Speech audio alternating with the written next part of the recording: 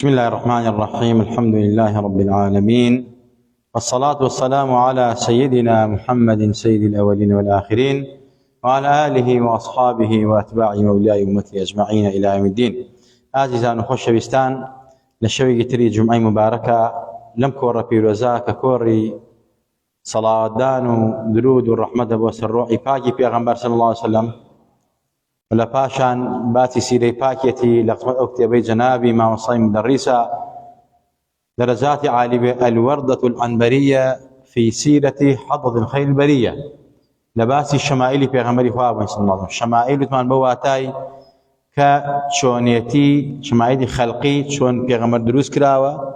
وخوابت شوازك دروس ما جمع فكر، وشمائل خلقي يعني هالسوكودي بيغمبري خواب صلى الله عليه وسلم كلو بابين كخواي تبارك وتعالى ام پیغمبرات شون بتایبت دروسی کردووە و کۆمەڵی ئەخلاقیاتی تایبەتیشی بەم پێغەمبەرە داوە وەک پێفەرمووە ئینەکە لەعەلا خولوق عەظیم. شەمائلی ئەخلاقی و هەڵسوکەوتی پێغەمبەری خوا صلی الله علیه وسلم لە باسی شۆنیەتی بەکارهێنانی پێغەمبەری خوا بووین لە جلوبەرگە لە خوفە و هەروەها لە باقی شتەکانی ترا کە ڕۆژانە بەکاری هێناوە پێغەمبەری نازدارمان کە ئێمە بەڕاستی قودوەی ئێمەیە، گەورەی ئێمەیە، پێغەمبەری ئێمەیە. خوای تەبارەک وتەعالا بە شوێنکەوتنی ئەو سەرکەوتووە بن، بەختەوەرە بن، بەخۆی ئەفەرمێت هەر کەسێک شوێن من بکەوێ ئەهلی نەجاتە. ئیتر شوێنکەوتنی پێغەمبەری خوا صلی الله علیه وسلم لە هەموو حرەکات و سەکەناتێکە بۆ ئەوەی ئینسان بەختەوەر بێ لە دنیا و لە قیامەتە. وەکو سەحابەی پێغەمبەری خوا عەبدوڵای کوڕی عومەر ڕەزا و ڕەحمەتی خوای لەسەر بێت جاری وابوو مەسەر بەڕێگایە کە ئەڕۆیشت یعنی بە شێوازە هەنگاوێنە سەحابەکان سەیرانەکران و قوربان ئەوە بۆ وا هەنگاوێنێ ئەی فەرموو حەز ئەکەم شوێن بەو شوێن پیانە بنێم کە پێغەمبەر پێی پێوەناوە، یعنی ئاوا بوون ئەسحابی پێغەمبەری خوا صلی الله علیه وسلم. ئەم شەو باسی عەمامە و کڵاوی پێغەمبەری خوا بەکارهێنین باسەکەین، چۆن پێغەمبەری خوا کڵاوی بەکارهێناوە و عەمامەی پێغەمبەری خوا چۆنە و حوکمی عەمامە لە شەریعەتی ئیسلامە کە ئەمڕۆ بەڕاستی خەڵکێکی زۆر عەمامەی کە سونەتێکی پێغەمبەری خوایە تەرکی کردو و وازی لێ هێناوە. لەگەڵ ئەوەشە خێرێکی زۆر گەورە لە دەستی خۆمان ئەدەین بە تەرکردنی عەمامە یان کڵاو قلنسووە. پێغەمبەری خوا صلی الله علیه وسلم کە چوو بە فەتحی مەکە ئەو ساڵەی کەوا فەتحی مەکەی کرد، مەکەی ئازاد کرد لە کوفار و ملحیدین و بێدینەکان، حەزەتی ئەنەسی کوڕی مالیک بۆمان باسەکە حەدیثەکەی ئیمام بوخاری ڕیواەتی کردووە و هەروە ئیمام موسلیم ڕیواەتی کردووە. ئەفەرمێت عن أنس بن مالك رضي الله عنه أن النبي صلى الله عليه وسلم دخل مكة وعليه مغفر فقيل له هذا ابن خطل متعلق بأستار الكعبة فقال اقتلوه. أما طبعا دو شتي تاعه یەکەم باسی کڵاوی پێغەمبەری خواکە، دووەم باسی کوشتنی کافرێکی تایە. پێغەمبەری خوا فەرمێ صلی الله علیه وسلم حەزرەتی ئەنەس ئەفەرمێت کە پێغەمبەر چووە ناو مەکە بەڕاستی بە جلوبەرگی ئەسکەریوە ڕۆی وەکو ئەرزمکردن کە پێغەمبەری خوا کە فەتحی مەکەی کرد 10,000 جەنگاوەری لەگەڵا بوو، بە تایبەت مهاجیرەکان زرێپۆش بوون، بەس کوری چاویان دیار بوو، ئیتر هیچیان بەدەرەوە نەبوو. کافر هەر لە دوورۆ بیبینایە ئەترسان لێیان. پێغەمبەری خوا لەگەڵ ئەوە مەسەلەی کە خۆی قیادەی شەڕەکەی کرد خۆی زرێپۆش و پێغەمبەری خوا صلی الله علیه وسلم حتا خودەیەکی ئەسکەری لەوە کردو پێغەمبەری خوا، یعنی کڵاوێکی ئەسکەری بوو، ئەو کڵاوە عەمامەیەکی لەسەر بوو، یعنی ڕەش بوو عەمامەکەی پێغەمبەری خوا صلی الله علیه وسلم. ئەفەرمێت پێغەمبەری خوا صلی الله علیه وسلم بە فەتحی مەکە طبعاً کە ڕۆیشتە ناو مەکە بە جلوبەرگی ئەسکەری ڕۆی. لەما ئەفەرمون ئەمە حوکمەکەی ئەوەیە کە کەسێک چووە ناو مەکە ئەگەر جلوبەرگی ئیحرامیشی لەبەران نەبوو ئیتر ئەمە بۆی دروستە، نەک هەر واجبە کابرا کە چووە داخڵی ناو مەکە بێ ئەبێ ئیلا هەر جلی مەسەلەی ئیحرامی لەبەرا بێ. بۆ نمونە لەو حاڵەتن کابرا تیجارە بازرگانە یا بۆ وەفدێکە ڕە بۆ وڵاتی مەکە، پێغەمبەری خوا لەو کاتە بۆ فەتحی مەکە چوو جلوبەرگی ئەسکەری لەبەرا بوو، خودەیەکی لەسەرا بوو، عەمامەیەکی ڕەشی لەسەرا بوو پێغەمبەری خوا صلی الله علیه وسلم. اینجا پێغەمبەری خوا فەرمووی وتیان قوربان ئەوە ابن خەتەڵە. ابن خەتەڵ کەسێک بوو کاتی خۆی بەڕاستی ام كسب مسلمان بو ايماني ببيغمبري خوا هنا صلى الله عليه وسلم بلام كايماني ببيغمبري خوا هنا مسلمان بو پاشان هل قراوه مرتد بو كم مرتد بو ان جاء دشي بيغمبري خوا صحابي بيغمبري خوا كاريانا كر كاريا كر حتى اقدي بانكر وراني بيجو امانه اي ورن جوان ببيغمبري خوا نادي بيغمبري خوا صحابه كاني بيغمبري خوا بو بيغمبري خوا صلى الله عليه وسلم فرمي اگر دست بپردەی کەعبەی شۆ بگرێ بیکوژن گرتان تەمەن هۆکاری کوشتنەکەی بەس ئەوە نەبوو جوێنی بە پێغەمبەری خوا سڵاوی پێغەمبەری خوادا و چەند ئەسحابێکی پێغەمبەری خواشی شەهید کرد گرتنی دوای کافربوونی ئەسحابەکانی پێغەمبەری خوای شەهید کرد بە تایبەت ئەسحابێکی پێغەمبەری خوای شەهید کرد کە پێغەمبەری خوا زۆر بەداغ بوو بۆی فەرمووی کە گرتان یەک سڵی لێ نەکەن با دەستی بە پەردەی کەعبە شۆ بێ بیکوشنەوە جا عولەما و زانان ئەفەرموو کوشتنی ئەو کابرا بۆیە پێغەمبەر کوشتیەوە لە برێتی کوشتنی ئەو مسلمانانە کە بە ناحەقی کوشتنی بە زوڵم کوشتنی وخوا ئەفەرمێت چی؟ خوا ئەفەرمێت وەلەکم فی القیصاص حەیات یا ئولی الألباب جگە لەوە ئەمە کۆمەڵێ شتی تایە کە هەمووی ئەمری کوشتنی هەیە لەوانە کە کافر بووەتەوە لەوانە کە جوێنی بە پێغەمبەری خوا دا صلی الله علیه وسلم ئەمانە هەمووی حکمی قەتڵی هەیە بەڵام لە هەمووی خراپتر ئەوەیە کە چەند مسلمانێکی ئومەتی پێغەمبەری خوای کوشت بوو بۆیە ئەم چەند خاڵە کوشتنی ئەم پیاوەی حەڵال کرد بوو بۆیە پێغەمبەر فەرمووی صلی الله علیه وسلم دەستی بە پەردەی کەعبەوە بیکوشن بیلفێلی شوا بوو کە خۆی چوو بوو لو كاتك پیغمبر خوا فتح مكه كلي اصحابك انا ابن خطل شو دسي بپردي كعبه قرتبو بك بواسطه كان يكشن بلام پیغمبر خوا امر قدر كردبو كشتيانو لنامان برد چونك مسلماني كشتبو مسلماني لناو بردبو جامع بس لا كلاوي پیغمبر خوا کا خدي عسكري لسرابوا وعمامشي لسرابوا امامكي پیغمبر خوا صلى الله عليه وسلم رجبوا عزيز كان پیغمبری خوا صلی الله علیه و سلم چند عمامەیەکی پۆشیوە حتا عمامەی سووری پۆشیوە عمامەی سپی پۆشیوە عمامەی ڕەشی پۆشیوە عمامەی سەوزی پۆشیوە عمامەی زەردی پۆشیوە ئەمانە هەمووی لە سونا واریدە اینجا عمامەیش بەڕاستی وەکو حەزرەتی عومەری کوڕی خەتاب ئەفەرمێ سیمای مەلایکەیە و هەروەها ئەفەرمێ عیزەتی قەوم و گەلەکانە پێویستە هەموو گەل و قەومێک چۆن ئەمامەی پۆشیوە تەبەن لە قەدیمانەوە بووە ڕیش ئەمامە ئەمانە هەمووی مایە هەیبەتی ئینسانیەت و بەڕاستی ڕیجال و پیاوەکان بووە لە قەدیمانە حتا پێش هاتنی ئیسلامیش عەرەب ئەمامەیان لەسەر کردووە عەرەب مەسەلەن ڕیشیان هەبووە کۆمەڵ عاداتیان بووە جوان بۆ ئیسلامی هاتووە دانی پێناوە بۆیە پێغەمبەری خوا صلی الله علیه و لە فتح مەکە ئەمامەی ڕەشی لەسەر کردووە مەسەلە لە غەزای بەدرا مەسەلەی ئەمامەی سووری پۆشیوە لە باقی غەزاکانی ترە لە کاتەکانی تر ئەمامەی سەوزی پۆشیوە پێغەمبەری خوا صلی الله عليه وسلم حتى عمري كوري حريس أفرميت لباوكي وبان باسكا أفرميت أن النبي صلى الله عليه وسلم خطب الناس وعليه عمامة سوداء پیغمبر خوا جاری وابو که خطبه بو اداین امام رکی لسرک پیغمبر نازل صلی الله علیه وسلم و جاری و امام اسپی بو و جاری و امام کشی مساله صوز بو برحال لسر امام پیغمبر خوا فرمایش زور وارد بو بو علماء زانان اما حتى عندك العلماء افرمون امامه لسر کردن یان قلن سو لسر کردن اما سنت پیغمبر خوا عندك بواجبیان زانیوه عندك العلماء مذاهب تر فرمویانە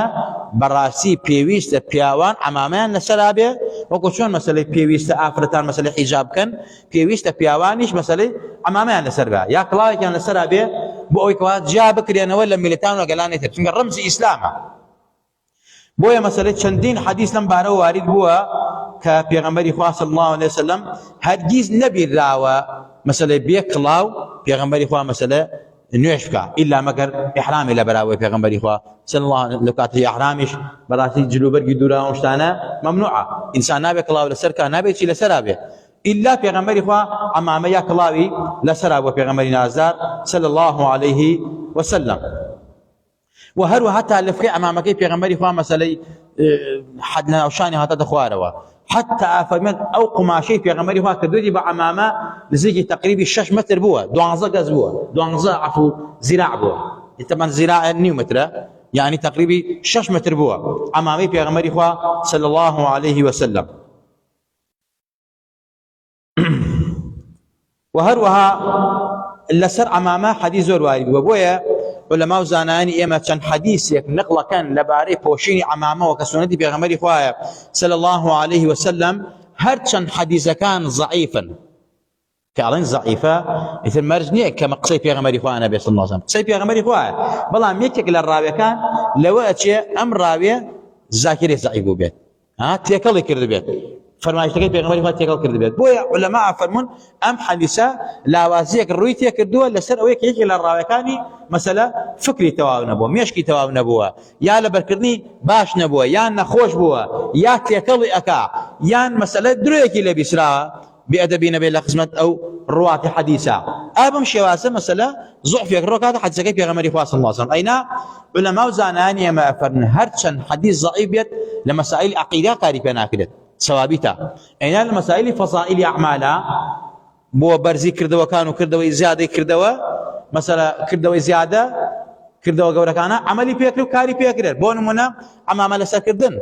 هيك كلا فضائل أعمال پیغمبری خدا صلی الله علیه و پوشیتی تو ام سنت جێبەجێ کی بم سنت خیر دغه عبادت کی سنت پیغمبری خدا جێبەجێ کردو و جگە لەوەش پیغمبری خدا صلی الله علیه و فرمود صلاة بعمامة خير من 25 صلاة بلا عمامة نوێژێک بە عمامەوە یا بە قلنسو و کڵاوە خێرەکەی 25 زیاترە بەسەر نوێژێک کە عمامەوە نەبێ یا بە کڵاوە نەبێ بويا عارفان وخواناسان يما مسألة حتى فرمانك مرجي الرجولات مسألة عدالة أويك إنسان نابي سر الرتبة لقديمانا أويك مسألة جنابتان عندك تنتهي بتمن مسألة قربشة بيربيا حاجيك يا مع مسوفيك يا لو قديمانا عارف وخواناس أي والله ما دام قلاو لسرانية توب شاهدين عجيلي أمانة بولا قديمة طبعا أما قصي شرعة بويا فرمان هر کس یک مسئله عمامي لسرانه بلا عدالت کوي یا کلاوی لسرانه بلا عدالت کوي چونکه نشانه و رمز اسلام بوا روزله دو پیاوتی بوا لو سردما براسي بويا پیغمبري خو من یک رکعت نویج مثلا نویجک با عمامه بستوپین زار خیرکی زیاتره لنویجک عمامي لقلانه به ولا الروايات را فرميت ركعت النويج بسيواكو خيركي زياتره لحفتاو بينز ركعت بسيواك يان ركعت النويج بعمامه وخيركي زياتره لحفتاو بينز ركعت ببعمامه اما انه حديث وارد وكو ارزم كده حاجه سنغاني ضعيفا والله بو فضائل اعمال عملي بيكري والنجم بيجدا رجل رجان پیغمبري خو يا اصحاب كان پیغمبري خو سرود كانوا امر وكايما زور جا مسألة سرود كانوا قلاب يا جامانيه مسألة عمام السرانيه حتى پیغمبري خو فرمت صلى الله عليه وسلم جمعة بعمامة خير من 70 جمعة بلا عمامة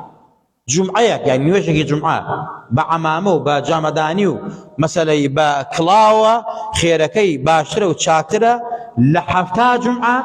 كعمامي لقلان بيت بويا عمامة لسركدن كلاوة لسركدن سنته أو بويا هر سرنج بين سيركي ما وصاني آيني مسألة بياوة قديمة كان إيما معارف وخوانا سران همي عمامي لسرايا همي جمداني لسرايا همي مسألة ميزري لسرايا دوات المسألة اگر ميزرقين هرق للسويا قلاوة كادا سري اگر دو سيد عالم اسلامي كي سيري كي زور بي مزقوتا كان رمزيان مسألة جلوبر يسفية زور بي جلوبر بيغمبر يسفي بوا انجا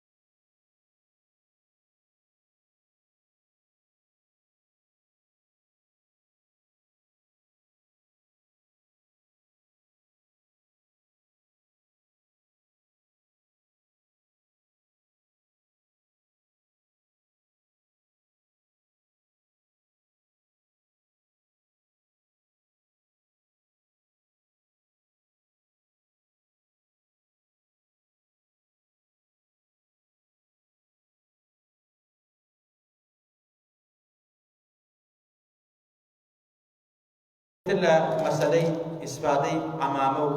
و ئەوانەی کە عولەما و زانایان باسییان کردووە، ئەڵێن ئەم عەمامە کە ئینسان لەسەرێکا زۆر جارێ بەڕاستی ئینسان لە پێویستاتە لە شوێنێکا بخۆ ئەیدا بە خۆیان ئەیکاتە سەرینی خۆی. بەهەرحاڵ مەسەلە لە شوێنێکا بێ خەڵکێک محتاج بێت پێویستی بە جلوبەر بێت ئەیدا پێکە مەسەلەی خۆی بێت پێدا بۆشێت. ئەمانە هەمووی وایە جا حیمایی سەر ئەکا لە خۆر لە باران لە کۆمەڵەشت چەندین ئیسپادەی تریان بەکارهێنا چونکە لەوەی کە سونەتی پێغەمبەری خوا صلی الله علیه وسلم و ئەصحابی پێغەمبەری خوا و تابعینەکان عاریفان و خواناسان هەموویان بە عەمامە بوون. حتا عولەما و زانانی مەفهوم ئینسان بەسەری ڕووتی قەت نەچێتە دەرەوە، حتا ئەگەر بۆ سەرهاوی جوو کڵاوە لەسەر بە بۆ سەرهاوی جوو کڵاوە لەسەر بە. یا ربی خوای گەورە لەم لایەکمان خۆش بێ لەم لایەکمان ڕازی بێ، خوای عاقبەتمان بەخێر بگەڕی، خوای لە سونەتی پێغەمبەری خوا بێبەشمان نەکەی، لە دوعا و شەفاعەتی پێغەمبەر بێبەشمان نەکەی صلی الله علیه وسلم. یا ربی خوای بە ئیمانمان ژێنە، بە ئیمانمان ژێنە، بە ئیمان زندومان کەرەوە. یا ربی خوای لە دەپاڕێنەوە بە ئیسمی عەزەمی خۆت ئەو پێغەمبەر نازدارە لەم شەو مبارەکە پیرۆزە کە سڵاواتمان لەسەردا باسی ئەومان کرد، باسی سونەتی ئەومان کرد، ناوی خۆمان باوک دایکمان تۆمارکە لە ڕۆژی قیامەتە، لە بەرزەخە، لە گۆڕە، لە قەبرە، لە قیامەتە بمان ناسەدەوە، بامان بکە، دەرمان نەکە، تکامان بکە، شەفاعەتمان بکە. خوای شوای نەخۆشەکانمان بەی، خوای عاقبەتی پێرەکانمان بخێرگەڕی، هیدایەتی گەنجەکانمان بەی، ئیسلاحی حاڵی خۆمان منداڵەکانمان بکەی. یا ربی خوای لە دەپاڕێنەوە ئەم وڵاتمان پڕ لە خێر و خۆشیکەی، پڕ لە ئەمن و ئەمانکەی، پڕ لە هەرزانی فەرحیکەی. یا ربی خوای گیان چی قازانی دین و دنیامان تایە خوای ئەمانەوە بکەی، چی زەرەری دین و دنیامانی تایە، زەرەری وڵاتمان تایە خوای لێمان لادەی، خوای بەزەی بە موسڵمانانی غەزە و فەلەستینی هەبێتەوە، خوای سەریان کەی، سەرکەوتویان کەی. یا ربی خوای یەهود و جێشی یەهود و ئەوان کەلکانە تێک بشێنی بەسەرەکە، لە ناویان بەری ئازاری موسڵمانان نەدەن، عەزای موسڵمانان نەدەن. خوایە لە دەپاڕێنەوە ئەو مجاهیدانەی غەزە و فەلەستین سەرکەوتووکەی، بەختەوەریان کەی، بە عیزەتیان کەی. یا ربی خوای گیان ترس و بێم کەی دڵی یەهودەوە. یا ربی خوای گیان بە جنود و سەربازی خۆت پشتیوانی ئەهلی غەزە و فەلەستین بە، خوای پشتیوانی ئێمە میلەتی کوردیش بە لە هەموو فەساد و فەسادکاران خۆمان و خانەوادە و منداڵ و وڵاتمان پارێزاوکەی. ئامین ئامین. قولي هذا أستغفر الله لي ولكم ولسائر المسلمين. السلام عليكم ورحمة الله.